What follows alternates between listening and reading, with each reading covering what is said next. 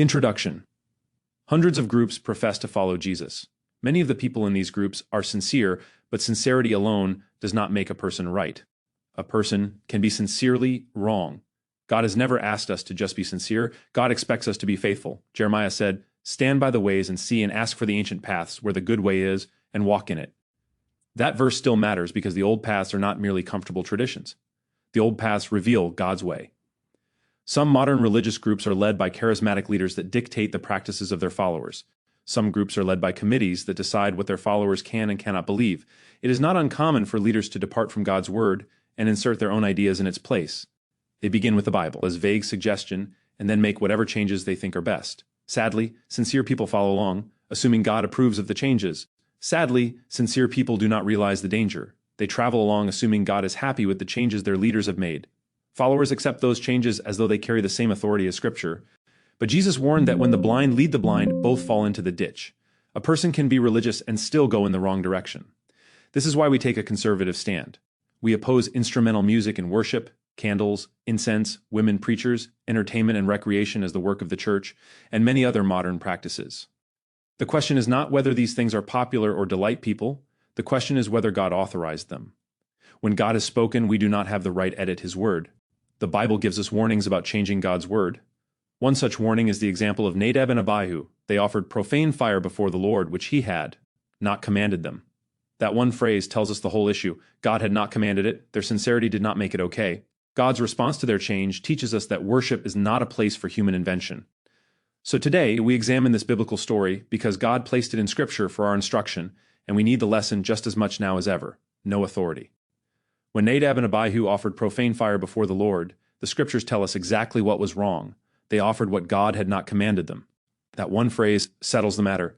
They acted without God's permission. We are not told what they were thinking. We are not told whether they thought the change was merely incidental. We are told clearly that God had not commanded them. What they offered was not authorized, and God was not pleased. God did not include this account in Scripture just as an interesting story. He included it as a clear lesson. People today still do things in the name of religion without God's permission, and they just assume God is pleased because they are sincere.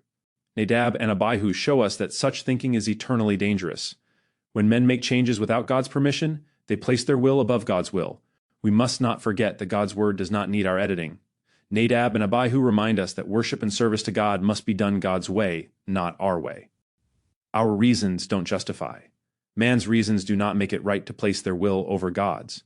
Nadab and Abihu could have reasoned the way people reason today. Fire is fire, what difference does it make? Offering incense is offering incense. They apparently thought that it would not make any difference to God. They were wrong. Sincerity does not create authority. Nadab and Abihu may have believed their change was small and incidental. They may have thought that their good intentions made it acceptable. But none of that changed the fact that God had not commanded it, and God was not pleased. The outcome tells us how serious this is. Their reasoning did not protect them. Their opinions did not justify them. Their perspective did not change God's standard. The change cost them their lives. Likewise, our opinions do not justify us either. When God has spoken, the only safe response is obedience. When we place our reasoning above God's word, we are not honoring God. We are honoring ourselves. Bible as a suggestion. Today, modern groups hold up a Bible and profess to it, but they make changes. They follow Scripture only as far as it suits their taste and their thinking. When they come to something in the Bible they do not agree with, they twist the passage to fit what they want. And Peter warned that men do this to their own destruction. Some changes look harmless in the eyes of man. People say it is only music, only a small adjustment, only a modern improvement. They brash changes aside, claiming such things are just incidental, yet they reverse what the Bible teaches. They do not understand that it is not the size of the change that is the problem. The problem is authority. God did not give men permission to edit His word. The example of Nadab and Abihu has been forgotten or explained away until people no longer hear its warning. Nadab and Abihu offered what God had not commanded, and they died for it. That should still speak to us because it tells us how. God views unauthorized change. Jesus also spoke plainly about this danger. He said that not everyone who says, "Lord, Lord," will enter the kingdom of heaven, but the one who does the will of his Father. A person can be religious, sincere, and confident, and still be wrong. An altered version of Christianity cannot save because the gospel does not belong to men to revise. Silence. Deuteronomy reminds us that the secret things belong to the Lord, but the things revealed belong to us so that we may do all the words of His law. God's silence is not permission. Silence is not approval. When God has spoken, we obey. When God has not spoken, we do not presume. David understood that danger and prayed to be kept back from presumptuous sins. Presumption treats God's word as flexible and treats our reasoning as authority. That is not faith. Faith stays within what God has revealed. Nadab and Abihu simply failed to stay within what God had revealed. Lack of details. One of the reasons the account of Nadab and Abihu carries such weight is that God does not give us every details. He does not tell us what they were thinking. He does not tell us whether the problem was their timing, their attitude, pride, or carelessness. God leaves those details out, and that omission is part of the warning. We like details because details give us room to argue. If God had told us the exact motive, we would be tempted to say, that is not what we are doing. We would be tempted to say, we do not have that attitude, or our circumstance is different, but God did not build this warning around detail we can argue. He built it around authority we cannot deny. What we know beyond question is that they offered what God had not commanded. They did something without authority, and it cost them their lives. Their motives may have been malicious, or they may have been sincere, they may have been arrogant, or they may have been careless. God does not tell us every detail because the lesson is not about such details. The lesson is about respecting His word. When God is not authorized a practice, the details do not rescue it. God's silence is not permission. That is one of the toughest lessons for people to learn. Fire and incense was part of the law. Fire and incense were part of Israel's worship. God commanded these as part of the law. Nadab and Abihu were not bringing something immoral into the tabernacle. That is what makes this account so sobering. Their change was subtle. It looked acceptable to them. It may have felt incidental. Yet God said their offering was not authorized. Their little change cost them their lives. That teaches us something important. We cannot defend an unauthorized practice by saying it is religious in nature or incidental or like what God has allowed. Nadab and Abihu were operating inside a system where fire and incense belonged, yet they still stepped across the line and died. The problem is simple. God did not authorize their variation and they died. John gives us the same warning in the New Testament. He said that whoever goes beyond the teaching of Christ does not have God. The danger here is going beyond what has been revealed. When we add just a little to God's word, we are still going beyond. Nadab and Abihu remind us that God expects us to stay within His pattern. Fire and incense are not inherently moral or immoral. They are objects. The issue is not the object. The issue is what men do with it in the realm of worship. Something can be harmless in ordinary life and still be unacceptable in religion. A thing such as fire and incense may be morally agreeable, but that does not mean God authorizes every use of it. This is where many people go wrong. They assume that if a practice is not sinful by nature, then God must approve of it in worship. God has never taught that. Worship is not guided by our sense of what seems harmless. Our worship is built on what God has authorized. When men add to God's word, they place their judgment above His. Revelation warns against adding to or taking away from what God has revealed. A small addition is still an addition. What may be safe outside of worship can become deadly when brought into worship without God's permission. Aaron not allowed to mourn. Leviticus 10 does not only show us the death of Nadab and Abihu, it also shows us what happened next. Moses told Aaron and his remaining sons not to uncover their heads or tear their clothes, and he said they were not to mourn as others mourn, lest they die. That is hard for modern Americans. To understand, most would say, surely God would understand. Yet God was teaching Israel that His holiness is not casual. Worship is not a place where emotions overrule obedience. Aaron lost 2 sons, and God's law still stood. God's presence is not a warm feeling. God's presence is holy ground. That is why Scripture calls us to love God more than family. Jesus said we must love Him more than father or mother, son or daughter. He said the cost of discipleship creates division even in the closest relationships. God is not being cruel. He is teaching us about loyalty. God must be first, even when family pain is real. Aaron did not argue with Moses, and most people assume they would not argue either. They say they would submit. But most people do not really mean it. The proof is in what they do with God's word. They argue against God every time they change His pattern. They argue with God every time they treat Scripture like a suggestion and replace it with their own preference. If people truly feared God, they would stop editing His word. This is also why we cannot add things to the work of the church.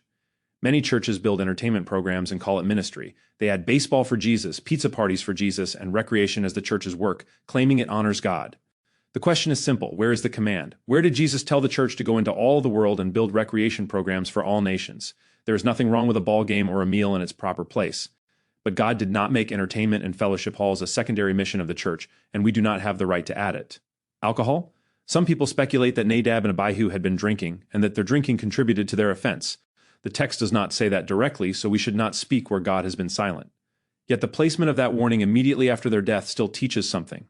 God expects His priests to be clear-minded in His presence. God expects reverence. Carelessness is not excused. Americans look for excuses. If a person was under the influence, we tend to say he was not fully aware, so we should soften our judgment.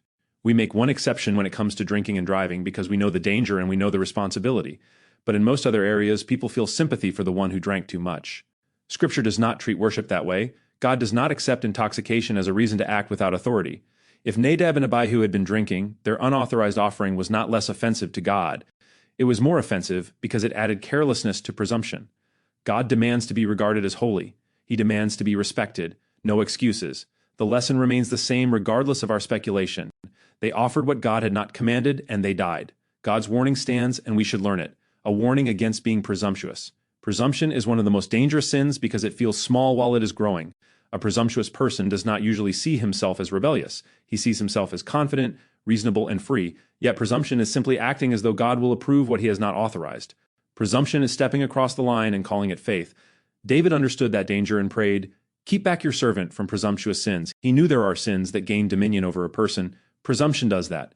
It trains the heart to treat God's word as flexible and to treat our reasoning as authority. It makes people bold where they should be humble. Peter warns of those who are daring and self-willed and who do not tremble when they should. Presumption removes the fear of God and replaces it with stubborn confidence that becomes bold against God. Severity of God. God did not treat Nadab and Abihu's action as a small matter. He did not give them a warning and then send them on their way. Fire came out from the Lord and consumed them.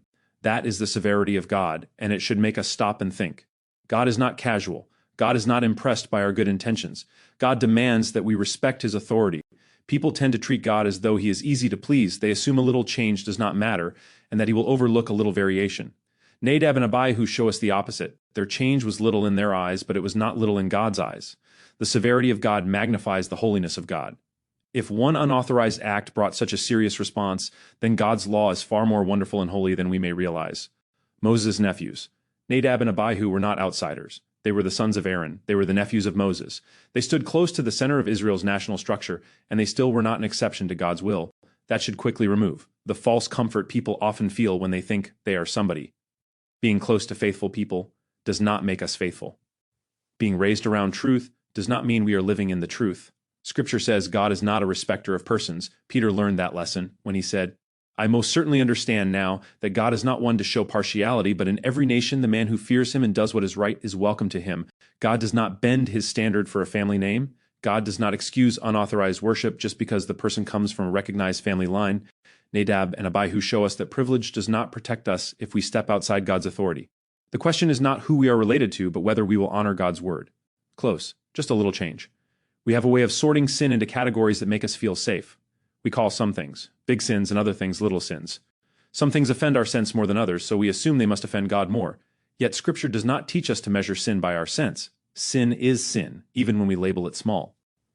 James said that whoever keeps the whole law and yet stumbles in one point has become guilty of all. That is not meant to crush us. It is meant to teach us reverence. This is why the account of Nadab and Abihu matters so much. Their change looked subtle, sounded harmless, and seemed like a small variation. Yet God had not commanded it, and they died. God is teaching us that he must be regarded as holy. If we make changes in God's word, we are not respecting, honoring, or glorifying God. We may claim we are, but the reality is that we only honor ourselves when we change God's word. This helps us think clearly about modern changes. Instrumental music glorifies God only if it is what God wants in worship today. Incense once belonged to Israel's worship by command, yet we do not offer incense now because God has not commanded it for the church. The same principle applies to other practices. Sprinkling babies may appear tender to men, but where is the command? Calling sprinkling baptism may sound religious, but where did God authorize it? A practice does not become right just because it feels meaningful. A practice becomes right when God has spoken. If Nadab and Abihu died for making a change, do we think God will be pleased if we make changes to his word? Do we really want to gamble our soul on what might be right? Imagine two ways stretched out before you, one you know is right and one that may be right. Which way will you choose? And what does that choice say about how much you respect the God who speaks?